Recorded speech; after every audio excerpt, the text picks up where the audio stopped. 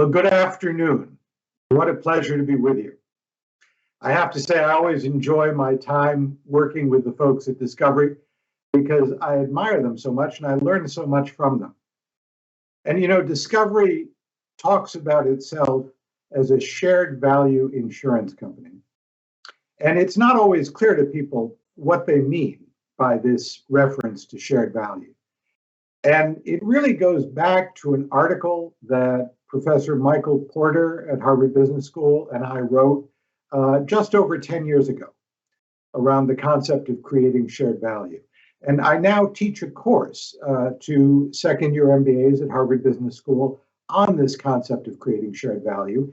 And what I'd like to do for the time we have together is tell you a little bit about this broader idea of creating shared value and how it leads to a different way of thinking about the role of business in society, and then how that connects to discovery and to retirement savings and to your own work as financial advisors. And I have to say that when I teach the course on creating shared value, my very first class is about discovery, because I think there's such a good example of this concept. But let me take a step back and talk a little bit about this idea that was mentioned of people, planet, and profit, of ESG. There's so many different terminologies out there that are being floated around: inclusive capitalism, conscious capitalism, stakeholder capitalism, the idea that companies need to have a social purpose. So let's step back and think for a minute about the different ways that business can engage with society. Because there are really three options. First, companies can give corporate philanthropy. It's their way of giving back and fulfilling a sense of obligation to the community, and it's an important thing for companies to do. Second is this idea of corporate responsibility. And this is where I think a lot of ESG ratings really come in. But you know, the closer you look at this concept of corporate social responsibility, at least in my case, the more I realize that it's really about minimizing the harm that companies cause. You know, are the products safe?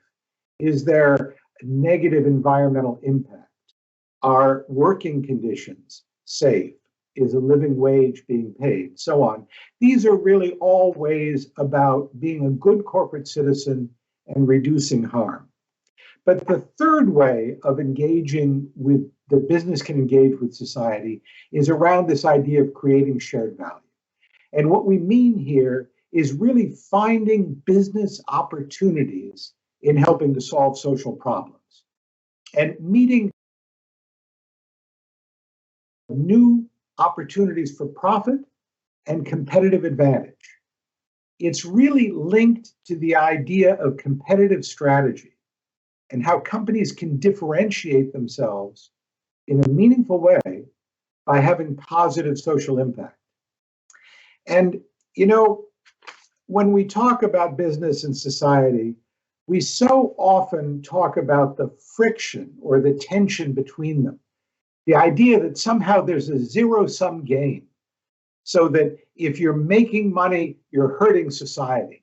And if you're trying to help society, you can't be making money. But that's not really how the world operates. In fact, the more you look at it, the more you realize that society and corporations are deeply interdependent. You know, you can't have a successful company in a failing society. The competitiveness of companies depends on having an educated, skilled, and healthy workforce, safe working conditions, sustainable use of natural resources. All of these things are social or environmental issues, but they're essential to the success of business. And at the same time, business has a really important role to play in helping to solve social problems. First of all, only business creates prosperity. Only business creates the wealth and the income that can pay wages, that can pay taxes, that enable government to survive and use its resources for social benefit, or that can create wealth that leads to philanthropy.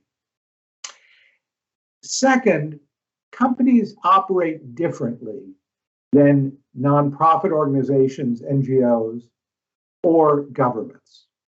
And because they operate differently, they can play a truly powerful role in helping to solve social problems.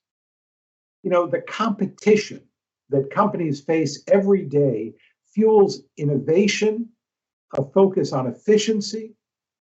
And when you have a market-driven solution to a social problem, a profitable way of solving a social problem, you can scale that solution up indefinitely because you have access to the capital markets, and you can sustain it indefinitely without having to depend on raising more philanthropic dollars or getting more government subsidy. So I've come to believe that companies can actually be the most powerful players for social progress, more powerful in some ways than government, and more powerful in some ways than nonprofit NGOs.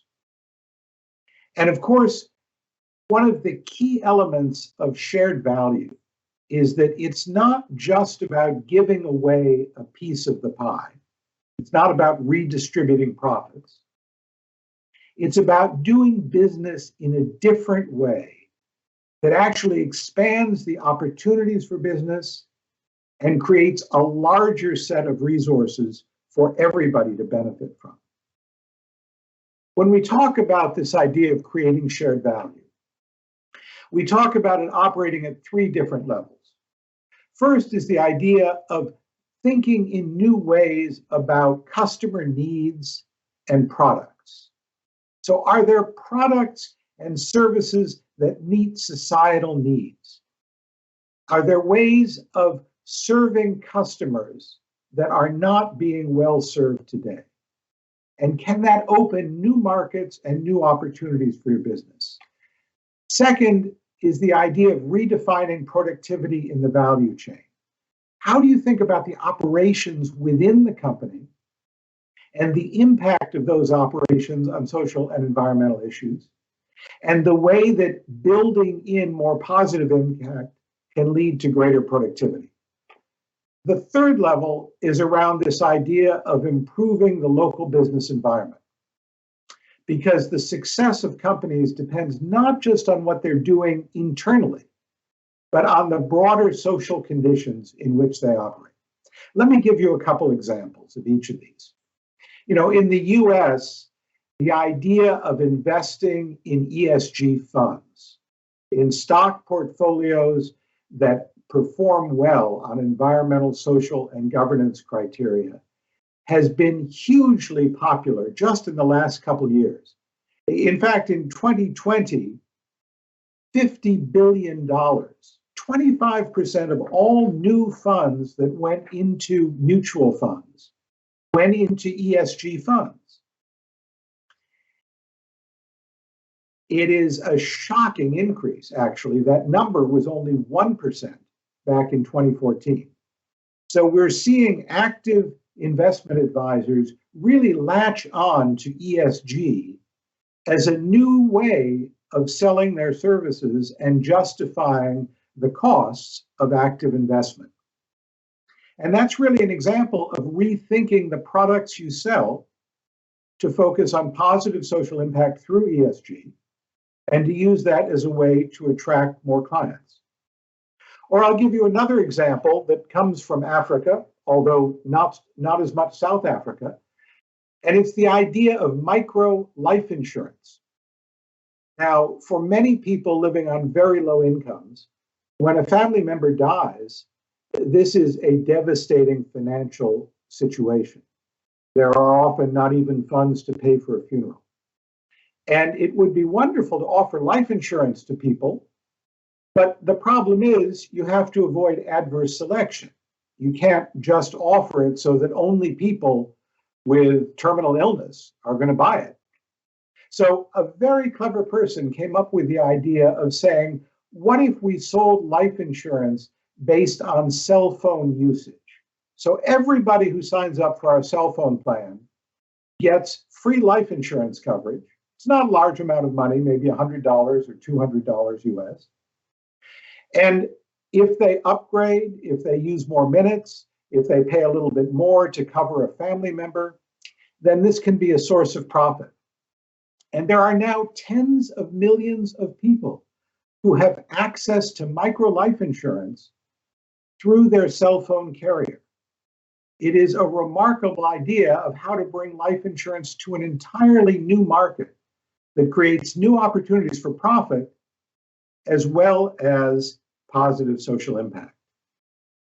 To give you an example on redefining productivity in the value chain, Scandia is an insurance company and they provide disability coverage for corporations.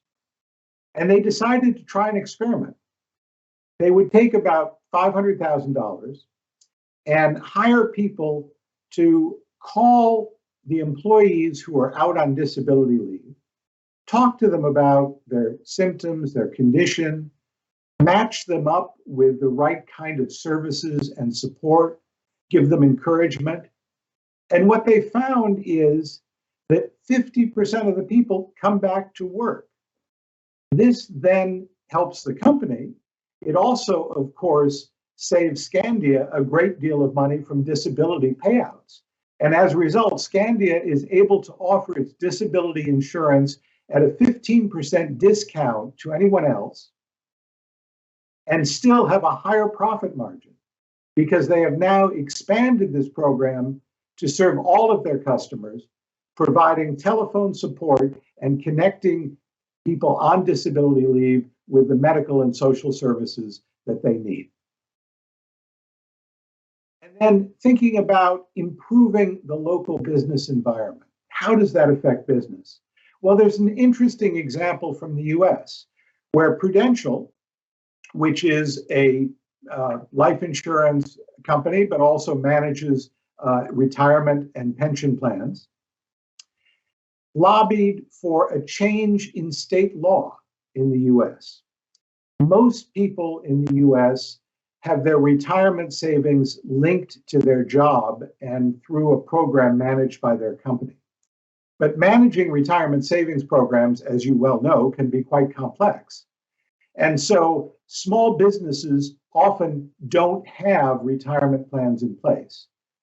The change that Prudential was lobbying for was to enable many small businesses to pool their retirement plans in a multi-employer plan so that it's easier for them to administer the plan. And so that the millions of workers who work for small businesses can actually participate in retirement plans they didn't have access to before. Of course, this is a great benefit for people, but it's also terrific for Prudential because it increases the pool of assets that they can manage. So these are all examples of the ways that companies are achieving positive social impact in ways that create new economic opportunity for the business. And really, this idea of shared value comes at the intersection of social needs, business opportunities, and the distinctive assets and expertise of a given company that create its competitive advantage. So let me take a quick step back and talk a little bit about this idea of competitive advantage and why it's so important. If my colleague, Professor Michael Porter, were here today, he would tell you that the worst strategy in the world is trying to simply be the best in your industry. Because he would say there is no best. There are many different customer segments, and each customer segment has a different set of needs. If you think about automobiles for a minute, there is no best automobile. I mean, for some people, it might be a Rolls-Royce or a Ferrari, but most people can't afford that. For other people, it's going to be the least expensive car. And for other people, it's going to be a van or a truck or an SUV. And if you can identify a particular customer segment and meet their unique set of needs differently from others in the industry, you create an opportunity to compete, not by trying to be the best in the world, but by being unique. And the advantage of that is that you can really expand the market. So many different companies can come in, each of them serving a different customer segment in a different way. And that enables each of them to sustain a substantial profit margin that they lose if they're competing with each other on the same criteria. If everybody is trying to do the same thing, then all you can do is compete on price. And sooner or later, you're going to drive profitability down to the point that it's not a very attractive industry. And I'm sorry to say that I understand the situation in the financial advisory industry in South Africa today is one where people are competing primarily on price and cutting cost, because it is so hard as a financial advisor to differentiate yourself from others. But I do believe that Discovery's shared value strategy offers a kind of product that is highly differentiated and that can actually enable financial advisors to begin to differentiate themselves from their competitors and compete on something other than price. You know, this idea of Discovery being a shared value insurance company simply means that Discovery achieves differentiation and greater profitability by having a positive social impact. You know, when life insurance was first invented, which was about 250 years ago in the UK, the idea was simply let's spread risk across the lives of people we insure based on actuarial tables about how long they're expected to live. Well, that's a fine business model, and it never changed for about 250 years until Adrian Gore and Discovery came along and said, you know, we know a lot more today than we did 250 years ago about what it takes for people to survive, to live a long life, to be healthy. We know that what they eat, whether they exercise, other choices they make about their lifestyle have a profound impact on their life expectancy. So as a life insurance company, if we can create a set of incentives that lead people to engage in healthier behavior, they will have a longer life expectancy, and we will be a more profitable life insurance company. And although Discovery offers many different products, life insurance is absolutely one of the core products. And what Discovery has really done is reinvent the life insurance industry based on what we know about lifestyle and health and longevity today. And so they operate differently than any other life insurance company in the world because they've now built into their business model incentives that lead people to healthier behavior. And as we look across industry after industry, we find more and more examples where companies are differentiating themselves based on positive social impact. So Danone, for example, a food and beverage company, got rid of all its unhealthy food products, focusing just on dairy and nutritional products. And that's quite a contrast with, say, Coca-Cola, which has been trying to preserve its business model as if we didn't know that Coke can be harmful to your health. So shared value is a way of doing business that enables you to differentiate yourself from competitors by creating positive social impact. And it really enables companies to adopt a social purpose in a way that is not just window dressing, not just a nice slogan on the website, but actually built into the competitive strategy and differentiation of the company. And to quote one of my other colleagues at Harvard Business School, Rosabeth Moss-Kanter, the companies that perform best over time build a social purpose into their operations that is absolutely as important as their economic purpose. And of course, financial advisors are deeply motivated by a sense of purpose. They want to look out for the welfare of their clients They want to ensure that their clients are financially sound. And yet, how do you do that? And how do you do that in a way that differentiates you from other financial advisors? That's the challenge. After all, as a financial advisor, you don't really control the investment returns of the funds that your clients are in. So how do you help your clients perform better, be on stronger financial footing than other people's clients? And this is where I think the shared value approach and Discovery's approach and their retirement product can be most helpful. So, as I've mentioned, Discovery has created a whole set of products, all of which are focused in the idea that giving people short-term rewards will lead them to engage in behaviors that are healthier for them in the long term. That's true about life insurance. It's true about health insurance. It's also true about auto insurance. And so Discovery has pioneered a way of tracking your driving behavior, actually putting a device in the car or tapping into your cell phone so that they know when you're driving, how fast you're driving, how you're braking, what time of day you drive, etc.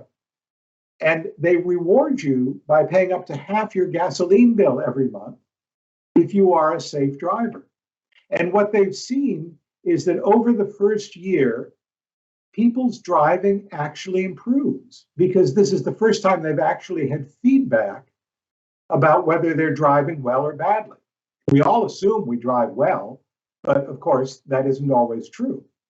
And the result is Discovery's clients have half the traffic fatalities of the population as a whole.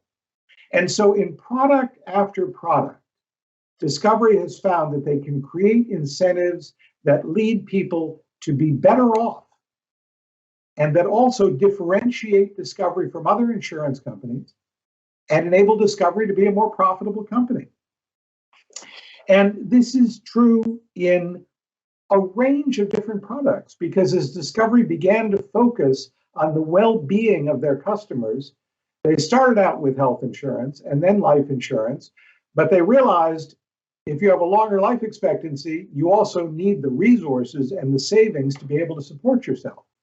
And of course, only about 6% of people in South Africa actually have adequate retirement savings to live comfortably after retirement. This is a huge social problem. And so Discovery said, what if we can use the same idea of creating shared value, of using incentives to lead people to engage in healthier behavior and apply that to retirement savings? And so I know you've seen this diagram earlier today, but it's a wonderful example of how shared value creates positive social impact that in turn drives greater profitability and greater success for the company and its shareholders. That in turn enables the company to invest more money in creating positive social impact for its clients. And the result is, and again, I know you've heard this data before today, that clients have a greater awareness of their health and life expectancy. Discovery has contributed its own funds, 13.3 billion rand, to supplement the savings as a reward for people who engage in good savings behavior. And as a result, their retirement savings customers have a 43% lower lapse rate, 32% longer savings term, and 16% lower retirement income withdrawals. And the result is after 10 years, their clients have 50% more savings still in their investment portfolio. Now, this is an extraordinary thing for a financial advisor to be able to offer his or her client. Because unlike the investment returns, which we can't control and can't predict, we can work with our clients to ensure a higher savings rate, a lower spending rate, and to engage more deeply with them in ways that will enable them to be better off and, of course, benefit from the incentives that Discovery offers. And so the result of working with Discovery's shared value retirement savings model is, first of all, a differentiated product. This is something that your clients cannot find anywhere else. And if you truly understand this concept of creating shared value and understand how Discovery's business model drives profitability by making its customers and clients more successful, then you will be able to market this program to your clients in a way that other financial advisors are not, enabling you to compete on better service and a more powerful offering, not just on lower costs and lower fees. Second, of course, it serves that purpose that drives you as a financial advisor to try and make your clients better off financially. It leads to better financial outcomes regardless of what the investment returns might be. And so you end up with predictably higher assets under management, which of course is helpful to your own financial model as well as to the well-being of your client. It also enables you to engage with your client on an ongoing way, to check in with them. How are they doing on their vitality points? Are they exercising? Are they eating right? It gives you lots of ways to build a relationship with a client that goes much deeper than looking at their financial portfolio once every year or once every quarter. And the result of that deeper relationship is less churn. Clients will actually stick around longer because of the deeper relationship you're able to build through Discovery's unique approach to creating shared value. And just to conclude, I believe that not all profit is equal. Businesses can earn a profit in ways that are destructive to society, and unfortunately, many of them do. But businesses can also earn a profit in a way that creates value for society at the same time that it's creating value for their shareholders. And the more businesses embrace this approach, the more powerful actors they will be to improve planet and people, as well as their own profitability. Because it is business, much more than government and much more than NGOs, that can drive the greatest degree of change on the urgent social and environmental issues that we face around the world today. The fact that companies have not really paid attention to positive social impact as part of their business model is what gives this shared value approach so much power to enable companies and individuals to find new strategic opportunities, ways to differentiate themselves, ways to meet new needs, reach new populations, offer new kinds of products that create social benefit. And we believe that shared value thinking is really the next competitive frontier of capitalism. And I have to say, we are seeing major companies all over the world begin to embrace this idea of creating shared value, going way beyond thinking just about ESG or about corporate social responsibility, and really asking themselves the question, how can I be a more successful company by making my clients and the world a better place? And I believe that as financial advisors, you are already doing a lot to make your clients' lives better. But if you're doing it in just the traditional model, I think you're missing an opportunity to create shared value that can strengthen your client relationships, differentiate you from other financial advisors, create greater assets under management and greater profitability, but above all, make your clients better off and better equipped to have the savings they need for a healthy and successful life. Thank you for giving me this time to be with you.